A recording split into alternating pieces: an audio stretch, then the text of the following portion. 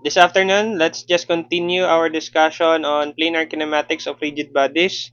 Uh, Last week, I forgot to, ano no, marami kasi itong planar kinematics of rigid bodies class, ay marami itong cases no, for general plane motion. So, I was not able to really establish the differences between methods in solving general plane motion. So, ngayon nga lang. Although some of the one of the I think yung dalawa pala.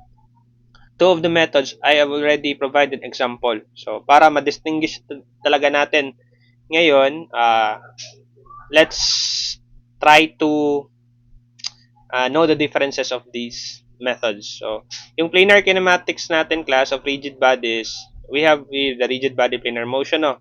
So, yung body natin that undergoes three types of planar motion. Una, translation, then rotation about fixed axis, and general plane motion.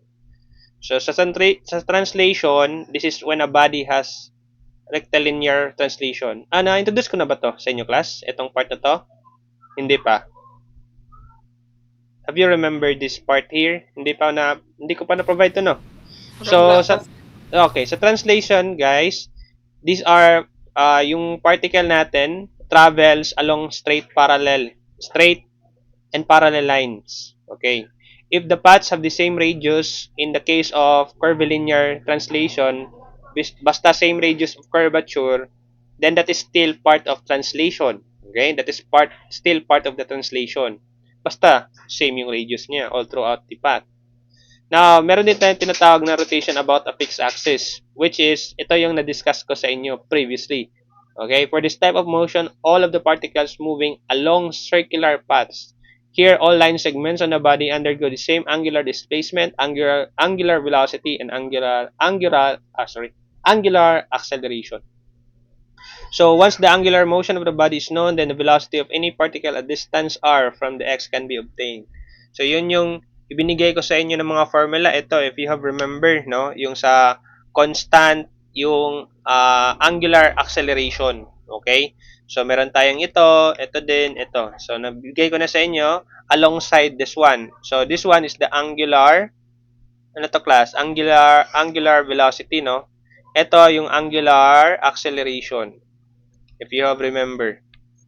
Then this one is the relationship between angular acceleration, angular velocity, yung displacement d theta, and the change in angular velocity. Then nakuha na natin yung velocity natin or the peripheral velocity that is equivalent sa angular velocity times the radius. Okay? Or the distance from the axis of rotation. Okay? And as well as this one, yung tangential acceleration, that is the angular acceleration times the radius.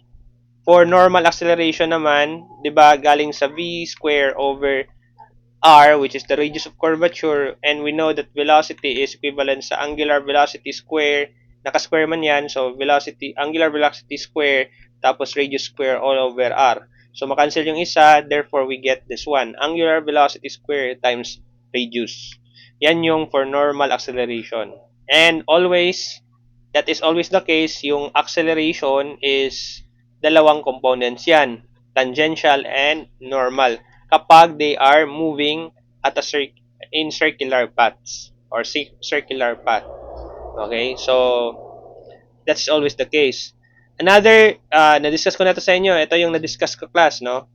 Basically, translation, then rotation, ito yon, na-discuss ko na to sa inyo class, so hindi ko na to babalikan pa. But, uh, try natin i-review ito using or by solving some examples. Although, yung example 1, example 2, na-solve na natin yan class, tama ba? So, if you missed the discussion, you can always go back and review the video discussion that I uploaded to you. Now, so solve natin itong problem number 1, itong part na to, at saka itong problem number 2, para ma-review lang natin yung discussion or yung mga formula natin na na-discuss ko na previously. So, we are still under a rotation. Yung translation kasi class, rectilinear motion yun. Na na-discuss na natin yun the previous exam, which is obviously yung exam 1, no? So, ito, rotation about a fixed axis. And the last one will be the general plane equation. Yun na yung meron tayong tatlong methods. Yung tinatawag nating relative motion using translation axis, absolute motion. Meron din tayong tinatawag nga, actually apat pala class. Meron din tayong instantaneous centers, and the last would be relative motion pa rin using rotating axis. So yung apat na yon, yun yung i-discuss natin. Maybe if ngayon i-discuss natin yung isa, absolute motion, then tomorrow yung isa, and then ay yung remaining tatlo, di-discuss natin all throughout. So basically yan lang yung magiging topics natin for the last exam. Hindi, what I mean is, yan lang idadagdag ko. So, the remaining topics for your final exam will be coming from first exam until the third exam. So, idadagdag lang natin tong madidiscuss natin for your final exam. Okay? So, gawin natin ngayon is i-discuss, i-solve muna natin tong sample problems 1 and 2 para ma-recall natin yung mga formula. Okay? Kuha nyo ba, class? Yes, sir. Klaro man yung voice ko, no? How about my Yes, sir. noise, background noises? Okay lang din ba? Tolerable lang din? Okay lang, sir. Okay, Okay sige. lang, sir. Sample problem 1 tayo for rotation about a fixed axis pa rin tayo, ha? So, a bucket is hoisted by the rope that wraps around a drum wheel. So, meron tayong bucket na naka-hoist siya through this rope or by this rope, and the rope is naka-wrap, okay, around this drum wheel. Ito. Yung drum wheel may radius niya na 0.75 feet, no? Meron siyang radius na 0.75 feet. Tsaka of course meron yang angular velocity as well as the angular position. Okay? Now, sabi dito, yung displacement ng ating wheel is having this function of 0.5 t cube plus 15t. Naka-radian yan, where t is in seconds. Now, we need to determine the velocity and acceleration of the bucket when the time is 3 seconds or after 3 seconds on the belt, considering that the belt does not slip on the pulley and the wheel. Okay, yung meaning to say, hindi nawala yung or hindi tumiwalag yung ating rope or ating belt dun sa ating pulley or the wheel. Ito yung pulley and wheel. So, paano natin to isa-solve, class? Basically, we need to solve for the value of your velocity after 3 seconds and your acceleration after 3 seconds. So, expect that for acceleration after 3 seconds, you would need the what? Yung angular at tangential acceleration, at the same time, the normal acceleration. Recall that your tangential acceleration is basically equivalent lang sa angular accelerations times radius. And then for normal acceleration, that is angular velocity squared tapos radius. Okay, yan yung magiging values natin or magiging hahanapin natin to solve for this problem. Okay? So, recall natin yung velocity yung kukunin natin. 'Di ba? If you remember, yung velocity natin, yung velocity natin is equivalent yan sa radius tapos angular velocity. Tama ba, class? Yung velocity natin is radius times angular velocity. Yung radius natin, that is constant. So, meron tayong value dito, 0.75 feet. So, yung r natin is 0.75 feet yan. Okay. Yan, feet. So, ang kukunin na lang natin na value is yung angular velocity. If you have remember, angular velocity is the first derivative of your theta with respect to time. Or that is the first time rate of change of your theta. Okay? Since yung theta natin is already provided in terms of your independent variable t or that is time, so kukunin na natin yung first derivative niyan. So, 0.5 t cube plus 15t. Okay? So, ano yung magiging derivative nito? So, we have angular tawag nito? Angular velocity, the derivative nito would be, ito class, ang derivative nito? 0.5 times 3, or that is 1.5, no? T square plus 15. So, ito, naka-radians per second na yan. Tama ba? Okay, we just need to evaluate it when time is 3 seconds. Kasi sabi dito, we need to determine the velocity after 3 seconds. So, yung angular velocity pala after 3 seconds is equivalent sa 1.5 times 3 square plus 15. Anong value nito, class? Anong value nito? So, 1.5, 3 square, tapos plus 15. Ang sagot dito is 28.5. Tama ba? This is equivalent sa 28.5 and that is radians per second. Now, so makukuha na natin yung velocity basically. Yung velocity nito would be radius 0.75 feet then to be multiplied by 28.5 radians per second. Yung 75 feet, yung 0.75 feet, yan yung radius nitong wheel natin. Okay? So basically, yung velocity nitong rope is equivalent sa velocity ng bucket. Yan, di ba? Okay, so meaning to say, yung velocity ng bucket natin after 3 seconds is equivalent sa 0.75, then that is to be multiplied by 28.5 radians per second, and that is obviously equivalent sa 21.375. Okay, 21.375, and that is naka-feet per second. Okay, yan yung velocity natin after 3 seconds. Nakuha ba, class? Yes, sir. Okay. Yes, sir. Now, okay, may tanong? Hold on. So, now, to find the acceleration after 3 seconds, so, kukunin muna natin yung, anong kukunin natin, class? Yung, if you have remember, yung angular acceleration, that is the first derivative naman ng angular velocity with respect to time, no? So, nakuha naman natin yung angular velocity. Tama ba? Which is equivalent yan sa 0.5 t cube plus 15t. Tama? So, kukunin na natin yung derivative nito mismo. Sorry, ito pala yun. 1.5 t square plus 15. That is your angular velocity. So, kukunin na natin yung derivative niyan ulit. So, makukuha na natin yung angular acceleration. Okay? Plus 15. So, obviously, yung angular acceleration yan, the derivative of this one is 3t. Tama ba? And then, i-evaluate lang natin yan when t is equivalent to 3 seconds. So, yung angular acceleration pala natin is 3 times 3, which is obviously 9 radians per second square. Okay? So, 9 radians per second square yan. And then, masasolve na natin yung tangential acceleration. Okay? Tangential acceleration is equivalent to, okay, angular accelerations tapos radius. Or basically, radius tapos angular acceleration. 0.75 feet tapos to be multiplied by 9 radians per second squared. Anong value nito, class? Please. Anong value nito? Tangential acceleration. Sige daw, pakikuha naman.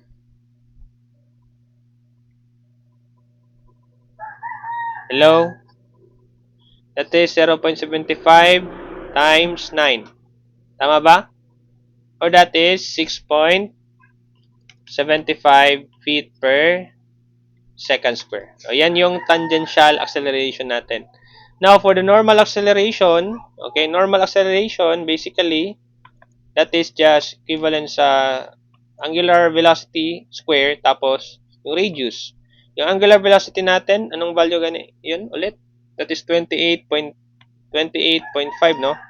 Radians per second. So, naka-square yan. Basically, radians per second square na yan ulit, no? And then, that is to be multiplied by 75. Anong value nito, class? So, basically, that is 28.5 square to be multiplied by 0.75. So, yung value natin dito is 609, no? Sobrang laki. 609.1875. Okay, that is feet per second square. Okay? Pero, okay, tingnan nyo class ulit ha, yung tanong. Kasi baka, ano tayo dito. ano yung velocity ng ating mismong bucket, ay acceleration ng ating bucket. Now, kung titingnan ninyo class, although tempting masyado na kukunin natin yung normal acceleration, no? Then pag-calculate natin sobrang laki, no? So yung bucket yung kukunan natin ng acceleration. Yung bucket hindi naman yan nagmo-move along this circular path, no? Although kinuha natin yung normal acceleration, pero that is not included in the acceleration of the bucket. Kasi yung tanong dito is bucket. Pero kung sabihin naman natin that acceleration of the pulley, of the, what do you call this one? Yes, the pulley, itong wheel. So, i-consider natin yung, tawag nito, consider natin yung normal. Kasi yung pulley naman natin is moving in the circular path. Pero ang tanong dito, bucket lang yan. Kaya, ang sagot dito, yung acceleration ng bucket is the same thing lang ng tangential acceleration. So, actually, in-include ko lang itong pagsulat, pero need talaga natin yan ma-establish na hindi ito kasali kasi yung bucket is, yung acceleration ng bucket yung pinapahanap dito. Okay? Nakuha nyo ba kung bakit hindi pwede isali natin yung normal force? So, ang tamang sagot lang pala nito is 6.75. Ito, hindi na yan kasali. Okay? Kuha ba, class? Hello? Yes, sir. Yes, sir. Okay, hindi yan kasali ha kasi yung bucket yung pinapahanap natin, pinapahanapan ng acceleration. Okay? Kung rope or yung wheel, so i-consider natin yung normal. Kasi yung rope naman or yung wheel is nag-move lang din siya along the circular path. Okay? Dito naman tayo sa problem number 2. So, meron tayo dito for a short period of time. Kindly confirm if you can hear my voice clearly, class, no? Okay, klaro ba? Okay, medyo Dre. Okay, sige. Continue tayo ha.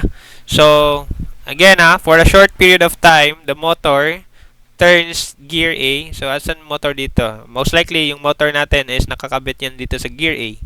Okay? So, yung gear A din natin with a constant acceleration, angular acceleration to be 4.5 radians per second squared, starting from rest. Now, we need to determine the velocity of the cylinder. Itong cylinder nito. So, yung gear A natin, okay, nakamesh yan dito sa gear B natin. And yung gear B natin, meron siyang shafting dito. Okay, kung ano yung angular acceleration or yung angular velocity nitong gear B natin, that is also the angular velocity nitong drum natin. Okay? So, basically, kukunin lang natin yung value ng angular velocity natin dito sa B, considering we know the value of angular velocity nitong A, and then yan yung gagamitin natin ng angular velocity for D para makuha na natin yung velocity ng ating cylinder mismo nakakabit sa drum B. Nakuha nyo ba yung parang process, class? So basically, ano to, no? Part ito ng gear tsaka sa mechanical yung machine design, kumbaga. Although di naman natin necessarily gagamitin yung concept ng gears, no, pero yung lang speed tsaka relation nila. If you have remember yung discussion ko nung previous week, kapag meron tayong two contacting bodies na nagro-rotate yan silang dalawa, okay, nagro-rotate silang dalawa, no, so for example ito yon. Okay, just try to imagine, class, meron tayong two contacting bodies na rotation sila. And then, yung ating driver, itong driver na maliit, usually yung maliit yung driver, no? Yung driven naman, yung malaki. So, yung driver is nakakabit yan sa motor, which is yung motor yung nagpapaandar ng ating driver, of course. Now, kung magro-rotate yung driver natin in this direction, so of course, you will expect opposite direction for the driven, no? Tama ba, class? Hindi naman pwede na at dito ang driver, then dito yun din yung driven. Hindi, mali yan. That is only possible if, for example, yung driven natin and then yung driver natin nasa loob. Kasi whatever direction nitong driver natin, yun din yung magiging direction ng ating driven. Okay? That's only the case kung gusto nyo yung same direction. Pero for external gearing or external contact surface like for this one, kasi ito, this is the case for internal contact surface ng rotating bodies. Ito yung case ng mga external uh, contact surfaces ng ating mga rotating bodies. Okay, so meaning to say, yung direction nito is opposite lang sila. And then, yung acceleration din nito, okay, yung acceleration nito, for example, this one A, this one is B. Yung acceleration ni A is equivalent lang din ng acceleration ni B. And if you have remember yung acceleration formula, okay, acceleration formula is equivalent sa angular acceleration times radius. No? We just need to solve for the angular acceleration ni mismo ni B. Kasi yan din yung tawag nito. Yan din yung acceleration, angular acceleration ng drum natin. Okay? So basically, since we have this relation, okay, so we have here angular acceleration of A times radius of A, that is equivalent sa angular acceleration of B times radius of B. So ano yung angular acceleration ng A? Constant yan, which is 4.5 radians per second.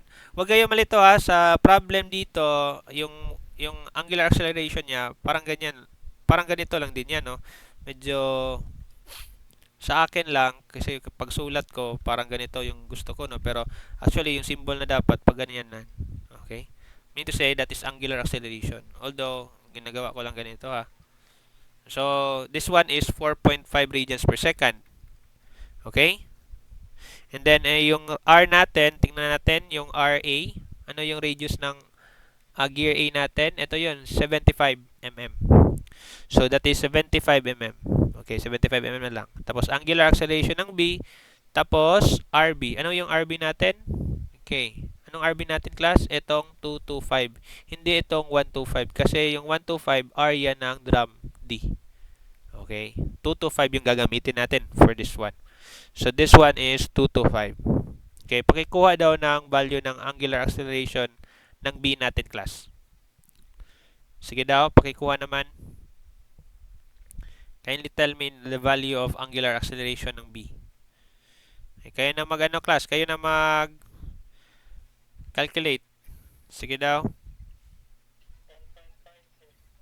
Ha? 1.5. Okay, that is 1.5. That is radians per second square. Tama ba? Now, using this angular acceleration ng B, if you have remember, angular acceleration of A is constant.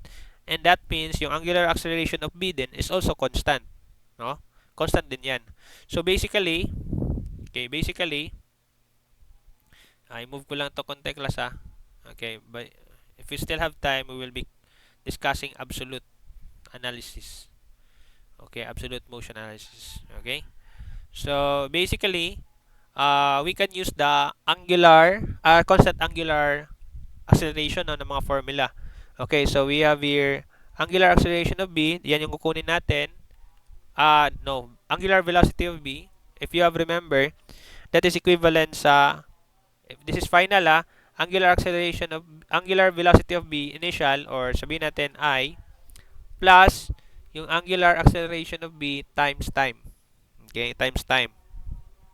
So, anong sinabing time dito, class? We need to determine the velocity of the cylinder and the distance it travels in 3 seconds. Okay, so dito, ang gagamitin natin na time is 3 seconds.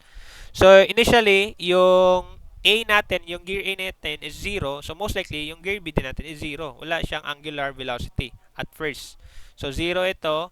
So, therefore, yung angular velocity ng B natin would be equivalent sa yung angular velocity ng B natin is equivalent sa 0 plus yung angular acceleration ng B, which is yung nakuha natin, 1.5 radians per second square, 1.5 radians per second square times 3 seconds. So, makancel yung seconds na isa. So, matira na lang is 3 seconds. So, obviously, this is equivalent sa 4.5 radians per second. Yan yung angular velocity ng gear B natin. As I've said, yung angular velocity ng B natin, yan din yung angular velocity ng drum natin. Kasi they are just what? They are just parang isang shaft lang yan sila. Okay, alam niyo yung shaft, parang rotating object yan, no? Yung ganito. So, parang kung ilagay natin ito sa side view, ito yung drum natin, ito yung drum natin, ito yon. Then, ito yung gear natin. Okay? So, meaning to say, kung magro-rotate itong gear na to in this magnitude, so yan din yung rotation ng ating drum. Okay? 4.5 din yung rotation ng drum. Okay? So, basically, isa-solve natin yung tawag nito. To solve for the value of the velocity ng cylinder, okay, that is equivalent sa angular acceleration ng drum, no? Tapos radius ng drum. Okay? Ang velocity nito ng ating cylinder, ito 'yon papunta sa taas, no? Velocity ng cylinder is equivalent sa velocity nitong drum, angular velocity nitong drum tapos radius ng drum. Okay. Sinasabi ko sa inyo, yung velocity, angular velocity ng drum or D is equivalent lang din sa angular velocity ng gear B. So therefore, ang gagamitin natin na angular velocity dito is yung angular velocity ng gear B. So which is 4.5 radians per second. And then to be multiplied by 125 mm, no? So gawin natin yung meters. So 0.125 meters yan. Which gives us, ano yung value natin makuha dito, class? Okay, 4.5. Anong value? Sige daw. 0.5625 meters per second. O, yan yung value ng ating velocity of the drum. Okay, check ko lang ha kung naka-record ba ako. Okay, naka-record naman. So, yan yung velocity ng ating cylinder. Sorry, yung cylinder. Ito yung cylinder. Ito drum ha. Ito yung parang siya naka-hoist or drum or wheel. Cylinder, ito yun. Okay? So, yan yung velocity ng ating cylinder. 0.5625. And then, meron pang isang tanong dito. Okay? Determine the distance it travels in 3 seconds. So, to solve for the distance it travel, okay, ito yung parang S, no? Sabihin natin S. Then, if you have remember, kung ilang rotation ito, okay, ilang rotation ito, that is equal to circumference, no? Circumference. So, ang circumference basically is equivalent lang din sa change of length here. So, kung anong circumference or anong position or anong tawag nito, ilang revolution ito, so yan din yung mag-change na distance from this point na nito papunta dito. So, most likely yung cylinder natin mapunta yan dito. So, ano yung value ng S natin or yung distance na na-travel ng ating cylinder? So, basically, we just need to use the S equivalent sa R tapos yung theta. So, this is basically yung arc length, no? Yung distance na travel ng cylinder, that is basically the radius ng ating drum. So sa nakakabit or nakahoist yung ating cylinder.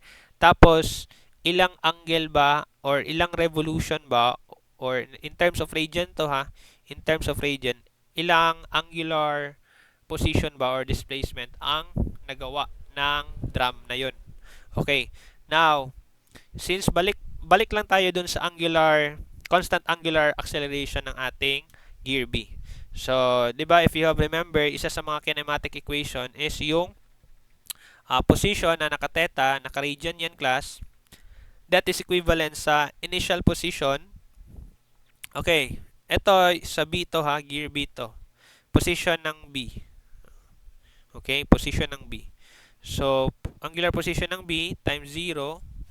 Okay, sorry. Initially pala, this is final, this is initial. So, ito initially 0 yan, no? Wala namang sinabi na initially yung gear B natin naka-position at this angular displacement or position. Wala naman. So, 0 yan siya. Plus, okay, ang angular velocity ng B at initial times time, which is also equivalent din sa 0 kasi wala namang initial angular velocity yung gear B natin, plus 1/2 of the angular acceleration ng gear B natin times t square. Eto, may value na yan. Nakuha na natin yan, no? So, yung angular position pala, final ng ating gear B is equivalent sa 1/2 tapos, okay, tapos what? Angular acceleration ng B is equivalent sa 1.5. Ito 1.5 radians per second square, tapos multiply natin yan by 3 seconds square. So napansin niyo, mas square itong seconds, makancel na yan. So ano nung tira? Naka-radian. So anong value nito, class? This is equivalent sa 6.75 radian. So ang value nito is 6.75 radian. Okay, meron na tayong value ng yung na-change na tawag nito, or ilang revolution ang nagawa ng gear B. Then therefore, masosolve na natin yung displacement or distance na na-travel ni C. That is basically kung ano yung guys, kung ano yung na-travel, no, ni, or ano yung angular displacement ni gear B, that is also the angular displacement ng drum, ha, kasi they are on the same shaft. Okay, on the same shaft. Similar din ito sa concept na sinabi ko kanina, yung angular acceleration, angular acceleration ng B is equivalent lang din sa angular acceleration ng drum. Okay, because they are on the same shaft. Okay? Pero pag hindi in the same shaft, of course, hindi yan similar, ha. Ito lang yung case na to, ha. Ito yung magiging parang side view niya. Okay. So, basically, to solve for the change of distance ng cylinder natin, i-multiply lang natin yung angular displacement ng drum natin kung saan naka-hoist yung cylinder natin, then multiply natin ng radius ng drum. So basically, this is equivalent sa 6.75 radians, and that is to be multiplied by 0.125 meters of the radius of ng drum. Etong radius ng drum, which is 125 mm nakalagay dito. So 0.125. Ano yung value na makukuha natin dito, class? Radians times meter, of course, that is meters. Ano makukuha natin dito? 0.844, tama ba? Okay, yan yung sagot natin for the distance na travel nitong cylinder after 3 seconds. So ito na yung magiging sagot natin. Ito, at saka yan yung velocity ng cylinder natin, at saka ito. Yan yung na-travel ng cylinder natin after 3 seconds. Okay, I hope nakuha nyo tong problem na to, no? So basically, nirecall na natin yung concept na tinuro ko sa inyo the previous week. So I know na hindi masyado, ito yun, no? Di ba, class? Hindi nyo masyado ito na napagtuunang pansin kasi I know you are more focused on the upcoming exam than this one. Okay, so kaya i-recall lang natin. And then that is rotation about an axis, no? Ito, na-solve na natin to, ha. Now, dito tayo sa general plane motion. 'Di ba? Sabi ko sa inyo, tatlo to. Una, for planar kinematics of rigid body, tatlo 'yan. Una is yung translation. So na-solve na natin, na-discuss na natin to, yung sa rectilinear motion. Pangalawa is yung rotation about axis. Rotation about a fixed axis. Dito sa translation, meron tayong rectilinear at meron din tayong tinatawag na curvilinear. 'Di ba? Na-discuss na natin to yung first exam. So, rotation about a fixed axis, yun yung mga na-discuss ko sa inyo. Yung velocity is angular acceleration times radius, angular velocity. Okay, yun. Discuss natin na angular velocity is equivalent sa first derivative ng theta with respect to time. Angular acceleration, the first derivative of angular velocity with respect to time. At yung kung angular acceleration is constant, so meron tayong tatlo, no? Una is yung angular final equivalent to angular initial plus angular acceleration times time. Pangalawa is yung theta is equivalent sa theta initial plus angular acceleration initial times time plus 1/2 of angular accelerations times time squared, 'di ba? Ang pangatlo is yung angular final squared equivalent sa angular initial squared plus twice of the angular acceleration times distance or yung angular displacement. Okay, ito yung mga constant na kapag constant angular acceleration. So ito yung sa rotation about axis, no? Okay, yung last na type of motion, general plane motion. Ito yon, general plane motion. Okay, ang general plane motion basically, yan is a combination ng translation plus rotation. Okay, translation plus rotation. Yan yung general plane rotation. Okay. So sa general plane rotation, ito 'yon. When a body undergoes general plane rotation, it simultaneously, sabi dito, it simultaneously translate and rotates. So may translation, meron din rotation. There are several methods for analyzing this motion. Ito yung sinasabi kong several methods for analyzing this motion. Una is yung absolute method. Absolute method, which is nakasolve na tayo nito, no? Nakasolve na tayo ng isang problem nito. So pero i-recall lang natin 'yon, no. Wag niyo lang 'yon i-mind, no. So ibabalikan natin 'to. Then we also have relative motion. So sa relative motion using translating axis, at saka isa is rotating axis. Then yung isa pa is yung instantaneous center. Okay, meron tayong parang apat na method kasi dalawa to, translating at saka rotating. So yan yung i-discuss natin. Okay? So for this course, matatapos lang tayo, mag-end lang yung discussion natin dito sa parang rotating axis. Parang una kasi relative na translating, tapos instantaneous, then lastly would be rotating axis. Okay? So ano ba yung pagkakaiba nitong methods na to? So sa absolute motion analysis, it describes the motion of a point or body directly with respect to the fixed global coordinate system. So magagamit natin na equations dito, usually yung position, velocity, acceleration. Yung na-discuss ko sa inyo, no? Na binigay ko sa inyo yung sinulat natin dito. Ito 'yon. Okay? And then for relative motion analysis using translating axis, yung magagamit natin is yung relative motion, di ba? Na-discuss ko na sa inyo to, class. Pero i-recall lang natin to, ha. 2 points on the same rigid body are being related each, such as links, rods, wheels, or bars. Similar nung meron tayong crank, tapos yung crank nakakonect sa rod, and then yung rod nakakonect sa parang cylinder, no? Parang piston na nagmo-move back and forth.